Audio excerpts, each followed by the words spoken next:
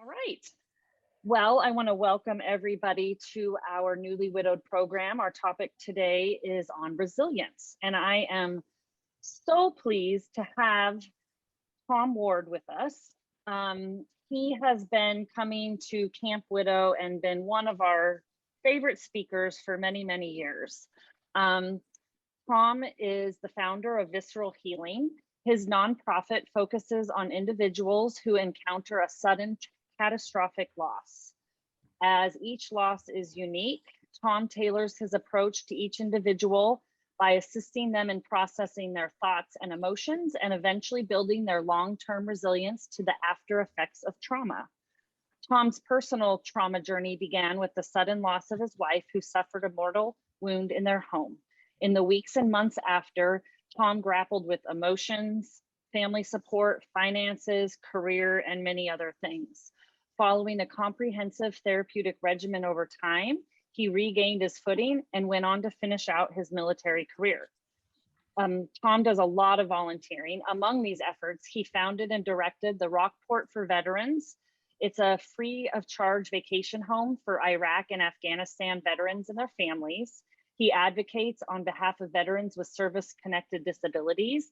He's active in community-based recovery support groups. And like I mentioned earlier, he has served as a guest speaker at many of our Camp Widow in-person and our virtual events last year.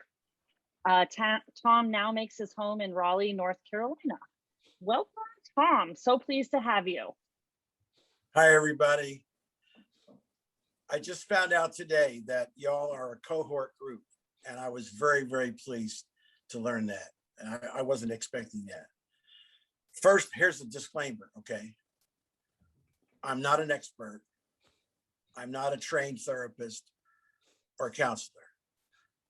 I'm just me, another widowed person just like you. So the first thing I'm going to do, I'm going to hold up this box. Can you see it? Okay. Now, you may have one of these in your home. It's a jigsaw puzzle. The reason why I'm holding this up is this is a metaphor. This is a metaphor for widowed people. The life that we had before has been shattered, and it's now all these pieces. This box has 1,000 pieces. That number may relate to you. You may have your own number in mind. What's different about this box? It doesn't have a cover. There's no image here to show what this is supposed to look like when it's done. So that's my starting point. Okay, hopefully at the end of this presentation, you'll have some idea about your own puzzle and about how to go through the pieces and try to match two and get started with resolving your own puzzle. Now, each one of us, the experience of loss is unique to us. Some of us had a little bit of anticipatory grief because we had some idea possibly come into our head that they may not make it through recovery. They may not survive the surgery. Or we're in a waiting room somewhere. We just don't know. But there's a little bit of natural anticipatory grief. We don't want to think about it, but it creeps in. And others among us, including me, it was sudden. They're here one moment and they're gone. I'm not going to burden you. I'm not going to add another 40 pounds to your weight bar that you're already carrying. There's no need for me to go into details. I don't know the details. I don't know anyone's story on this call. I just know mine. So I'm going to use it as a starting point. What we do have in common, besides being here today, we all suffered a core wound. This loss is deep. That's where I got that word visceral. It's below the skin. It penetrates every aspect of who we are. So we have that in common. The first thing I'm going to ask you to do, because I'm going to ask you to do two things here. I want you to install a filter on yourself. Because there may be some things that I say or suggest, or that you hear on this time together, that don't make any sense to you, or that you reject and say, you know what, that doesn't make any sense to me. That's what the filter's for. You have your own personal filter. And if something comes your way and it's not for you, just let it pass. Okay? And if it does have meaning to you, then I'm glad you're here.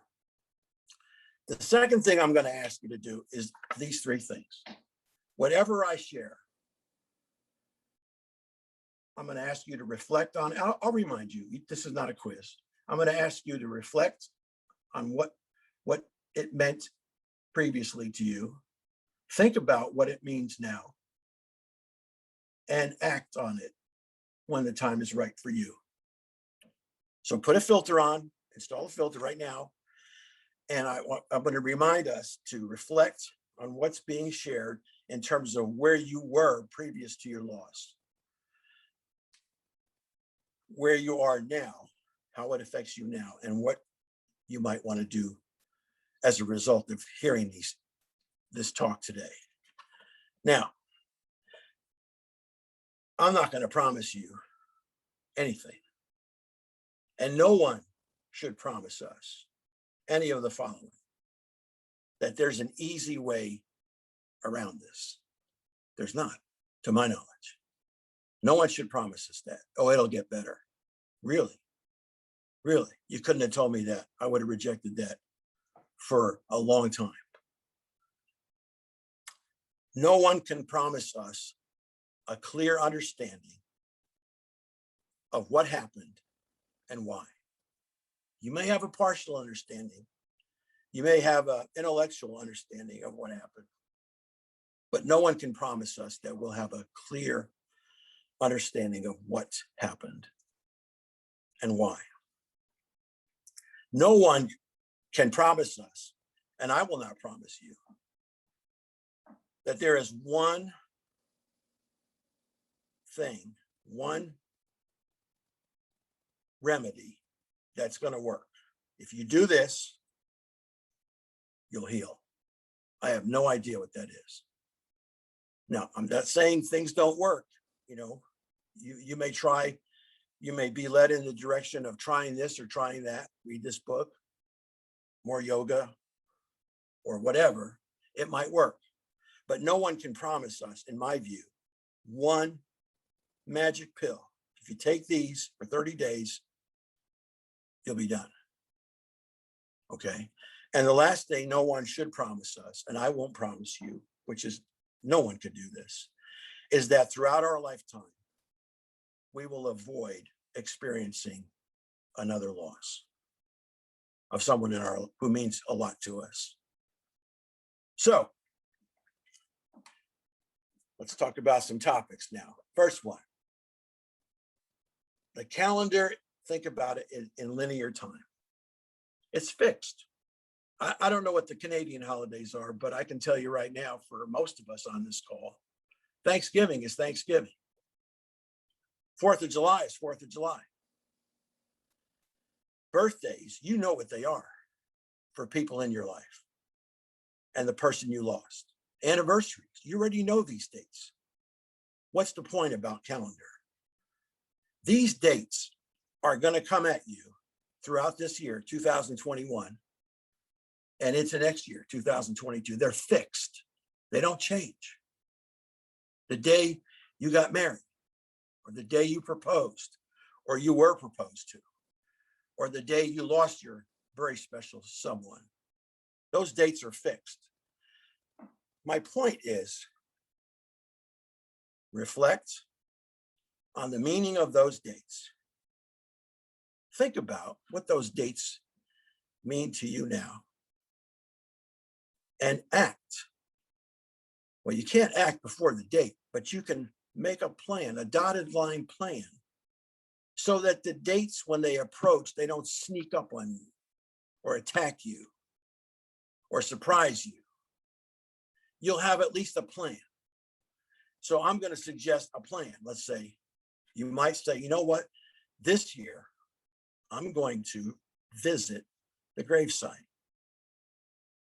I'm going to be quiet there, and I'm going to leave some flowers, or I'm going to let go of a balloon. That plan could change. It's okay. It's your plan. As you get closer to that date, you may say, I really want somebody to go with me. So you'll ask someone you know to please go with me to the gravesite. The point being, don't let the calendar run your life. Okay, think about those dates in advance. You don't have to think about them 6 months in advance, but at least be forewarned and be forearmed. Have a plan, an adjustable plan. Decisions. Maybe some of you have heard well-meaning people say to you, you know what, don't make any big decisions. Please don't make any big decisions in the first months. The standard one is a year. I've heard that. Maybe you've heard it. Really? Okay, that sounds like, pretty good idea, but you're gonna face the next rent payment or the next mortgage payment. And now you have less income. You can't put that off for a year. You're going to have to think about what that rent is or that mortgage is. You're going to reflect on it, and you're going to have to act. You have two vehicles now. They both have a car payment. They both have insurance, but you're only using one. So you may decide, you know what, I'm just going to have to do that. And people who care about us or don't, are going to whisper or use a megaphone and say, they're going to talk about us. For some of us have to make those decisions. You may hear something like, I can't believe she cleared out the garage and sold all of his tools. If that's what you have to do, that's what you have to do. Or I can't believe that he had lunch with that other person last week. I saw him at the restaurant. Can you believe it's only been 2 months? And okay, we have to do what we have to do. So don't be afraid of decisions. I'm not saying make all of your decisions in the first 3 weeks. I didn't make any decisions. I was lost. I was marooned. I was not in a good place. But I thought about things, but I didn't make any quick decisions. Okay, we talked about the calendar and we mentioned decisions. I'm going to go on. If you've ever walked in a 5K or run in a 5K or participated in any kind of a foot race or a bike race, you probably already know it's not a good idea to try and keep up with the person who's way out in front. You can try, but you'll exhaust yourself. And if you go too fast through your recovery, you'll probably exhaust yourself. You'll run out of fuel emotionally or physically. So find your own pace. You can adjust it. Find your race pace. Control, where you got the right breathing, and you're going to be able to go the 5K. You're going to be able to complete that last kilometer. Find your own race pace. One of the ways to help you do that is to note your progress to yourself. Make a mark on a calendar. Put notes in your phone. Keep a journal. It doesn't have to be 500 words per day, but by reflecting on that, you'll see how far you've come. Pacing is very important. I raced so fast, my brain was just spinning. I didn't have a race pace, and I exhausted myself. My candle went out. The fire went out. Not immediately, because I have a lot of energy, but eventually that was it. I came back from the first exhaustion and got to outracing myself, and had another period where I couldn't do anything. And it happened a third time. I had my confidence up, but I never got to my pace until more recently.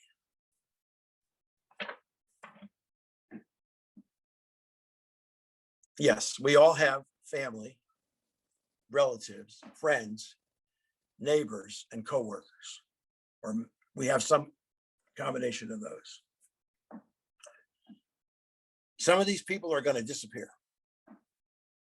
That's been my experience. It might not be yours. They're going to just leave. My suggestion is reflect on who they were to you, what they meant to you. Think about what they mean now and act on it. You don't have to be rude or go chasing after them, but if they leave, I'm sure they have a reason for leaving us. We may not know what that is. We may never know what it is.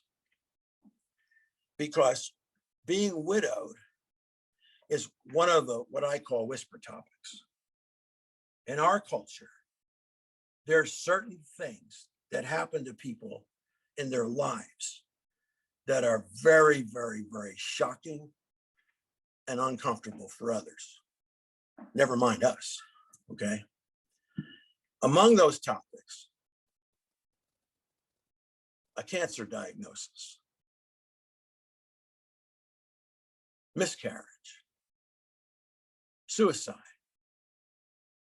widowed, especially at a young age or at any age. So people really, even the people who want to approach us and be kind to us and reach out to us, some of them really can't figure out what to say. So they say nothing. So just because a person goes quiet or silent on us does not mean they've left us. Time takes time. Time takes time. And there's also something to consider, the tension between empathy and pain. Some of the people who are in our circle, they're balancing the empathy that they feel for us and pain. They don't want to hurt us any more than we're already hurting. And some of them are afraid of the blowback. If they come near us and this topic comes up, the fact that we're now widowed, it's going to wipe them out. So that's just something to consider about the people in our circle. Okay. Now, there's going to be some people who are a little bit more challenging. I call them the difficult people. Once again, reflect on who they are, what they meant to you before. Think about what they mean to you now. And if you can, take appropriate action. I'm not even going to say much at all about toxic people. They kind of pop up, you know, they just show up. They're toxic. They're hard to be around. You decide, okay?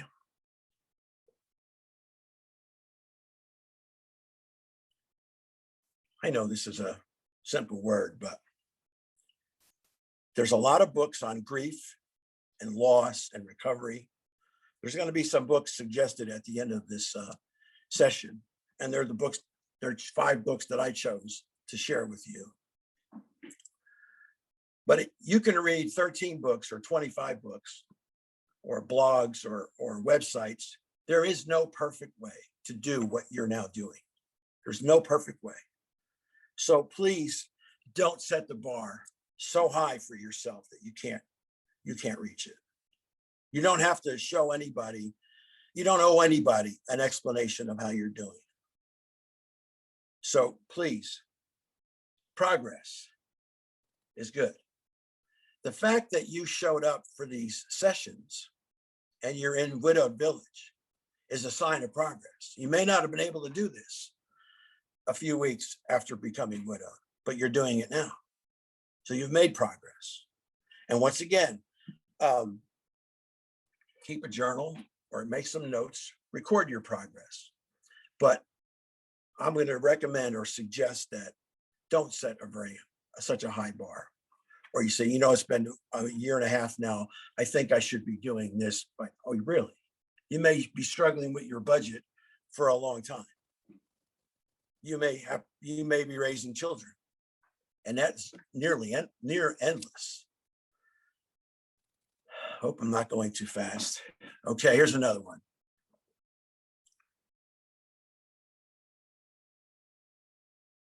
When you think about saying yes, say it and mean it. And when you think about saying no, say it and mean it.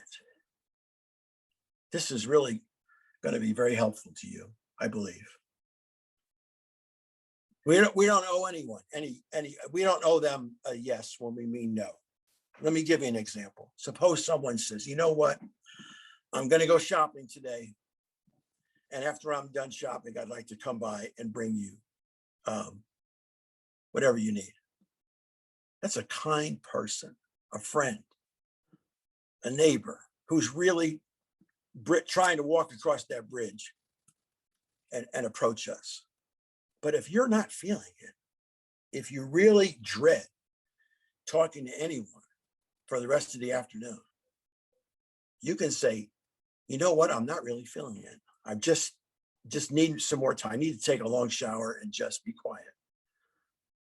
But I could use, if you don't mind coming by and leaving it on the porch, leaving it at the door, I could use some more coffee or some paper cups, or I'm running low on diapers. You get my point? But you decide which one of these binary things fits you. And a person shared there's a guy at Camp Widow shared this with me. He said, my no is my why. I thought, wow, I could use that one for sure. Because, you know, a lot of times people will say, well, yeah, but why? You know, you haven't been out of the house much lately. So I really don't want someone to come by today. I'm not feeling it, but would you be willing to go with me tomorrow to my appointment? Okay, the people that really mean well to us, that are not meant to harm us. Just think about that.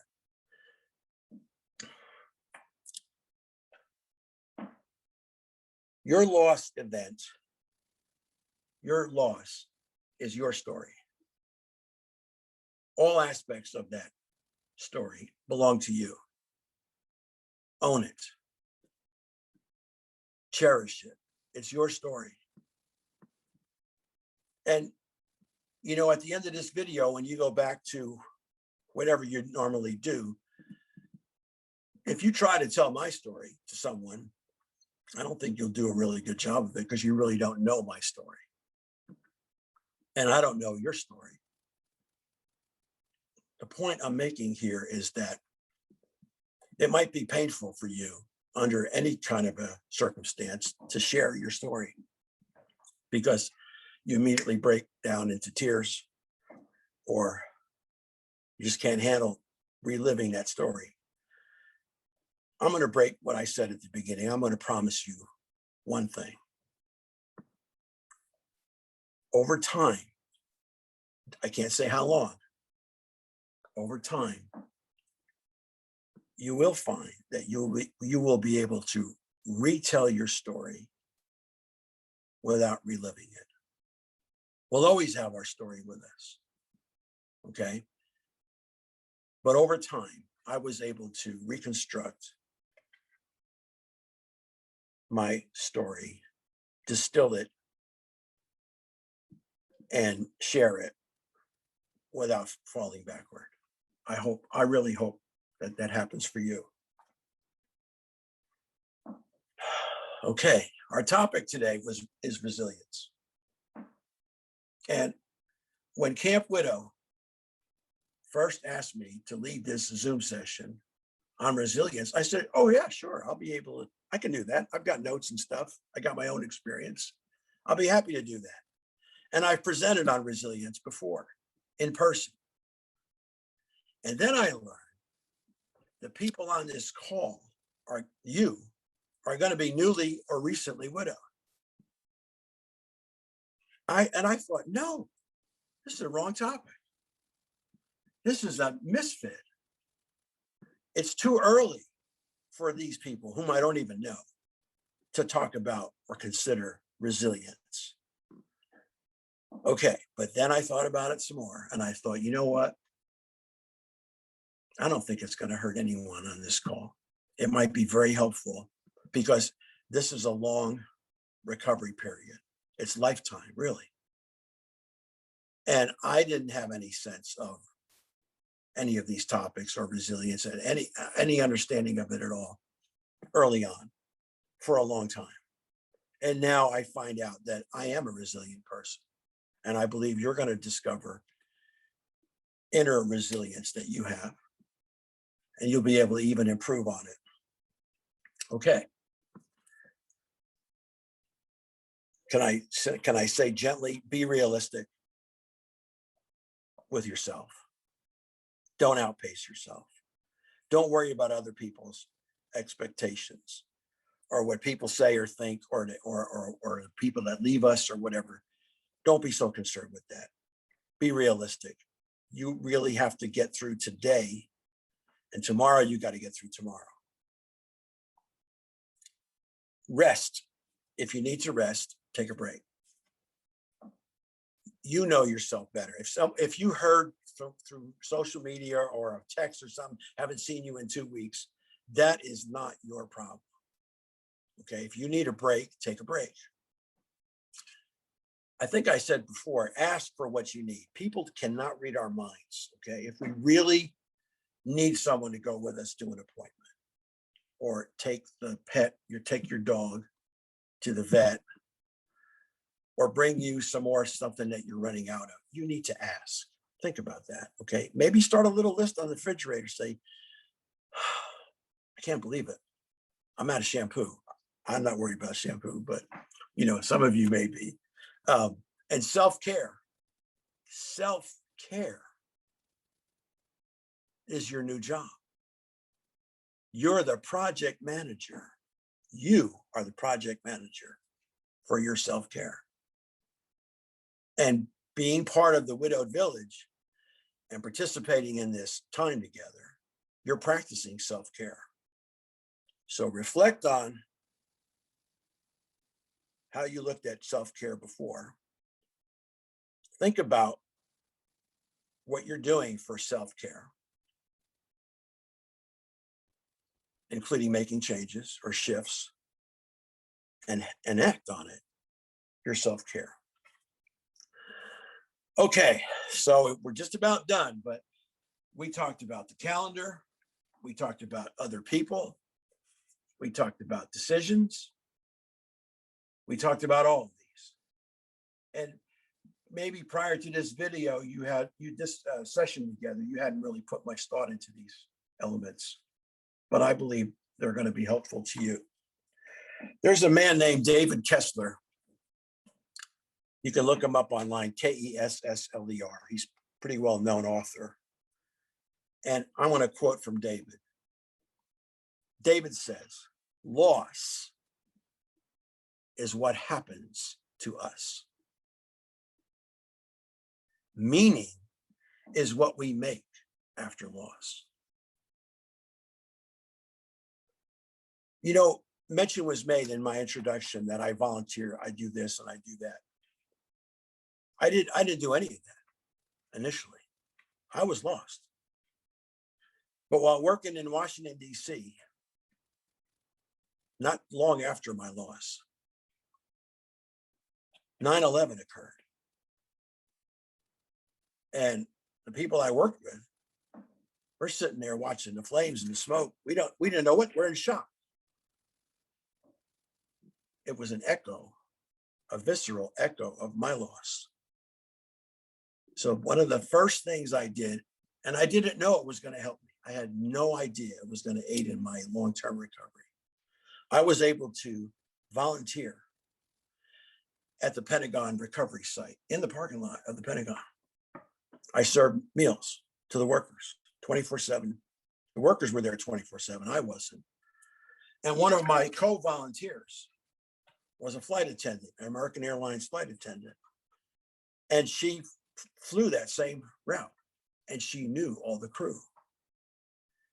I didn't know she was helping me. I listened to her story. I didn't tell her my story. I wasn't ready to share it yet, but I listened to her story and it helped me because I listened. So please don't look at my biography and say, oh, wow, I didn't do anything initially, but over time. And right now it's been 25 years. I was 50 when my wife passed suddenly, and my wife was 47. I'm 75 now. So I have a little bit more traction than I had. I have a lot more traction than I had initially. My last thought and my wish for you, and I don't really remember where I got this, is that we're more vulnerable than we ever thought. We are really, truly vulnerable. And we are stronger than we ever imagined. We are stronger. You are stronger now than you ever imagined you could be. Okay. I know I said a lot. I hope I didn't go too fast, but I want to say thank you for participating and for staying with me all this time. I want to encourage you to keep going. I want to thank Camp Widow and Soaring Spirits and Mary, our moderator, for helping me present this today. I'm going to be quiet. I'm going to put my machine on mute, and I can't wait to hear the questions. I may not have answers, but if I'm asked, I'll give a response. Thank you so much, everybody. Take care. Bye-bye. As Tom said, we are going to start our question and answer portion of the call. But Tom, again, we just really thank you so much for being with us today and sharing in your experiences and wisdom. And we just so appreciate you. So thank you.